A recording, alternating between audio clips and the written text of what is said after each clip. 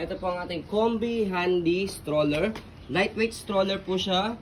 Good for newborn, fully reclined up to 3 years old. It depends pa rin po yan sa laki, timbang ng baby po ninyo kung kakayanin po siya ng 4 to 5 years old. Especially kung medyo petit ang baby po ninyo. Already washed and ready to use. Okay, wala po siyang faded, walang discoloration. High-seated, full canopy, adjustable and reversible po yung kanyang handle. Okay, so ito po yung details po niya one by one. Ito yung kanyang canopy. Yan, dalawa po yung kanyang peekaboo. Yan, okay. Ayan. Okay. So, pwede siyang fold ng ganyan. So, depende po sa inyo. So, next natin, yung pagkakaupo niya, ayan. Meron siyang pad. Ayan. And then, yung kanyang belt lock, wala po siyang putol. Ito sa ilalim, ito sa ibabaw. Okay. And then, next natin, as you can see, meron siyang butas dito. Adjustable po siya for newborn and then toddler. Okay, next natin yung kanyang handle, front handle. Press nyo lang po dito kapag ilalagay nyo po si baby or tatanggalin nyo po siya. Okay, so next natin yung kanyang handle, yung kanyang footrest. Tapakan ng paa, pati yung kanyang gulong. Yan. So, easy to maneuver siya, nag-swivel. Ayan, kung gusto nyo po naka one way lang o hindi nag-rotate, angat nyo lang po ito.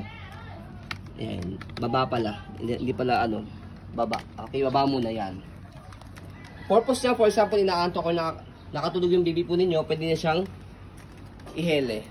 Okay? So, next natin, angat ulit para mag-swivel siya. Ayan. Okay? So, next natin, yung kanyang body frame sa right side. Yan, all black siya. Okay? So, next natin, sa likuran, ayan yung kanyang gulong, saka stopper niya. Stop natin. Ayan. Okay, naka-stop. And then yung kanyang basket. Ayan. Okay, sa likod, ayan po, dyan po siya ina-adjust kung dyan siya semi-recline sa kalahati, fully recline sa pinakasagad niya. Shoot nyo lang yung daliri nyo rito and then pull down. Ayan, pull down, okay? So next natin, kabilang side ng body frame.